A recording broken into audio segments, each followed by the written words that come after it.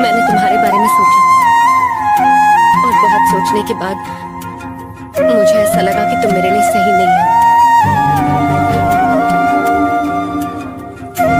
यहाँ रहकर मैं तुम्हें भुला नहीं पाऊंगी, इसलिए मैं इस शहर से दूर जा रही हूँ।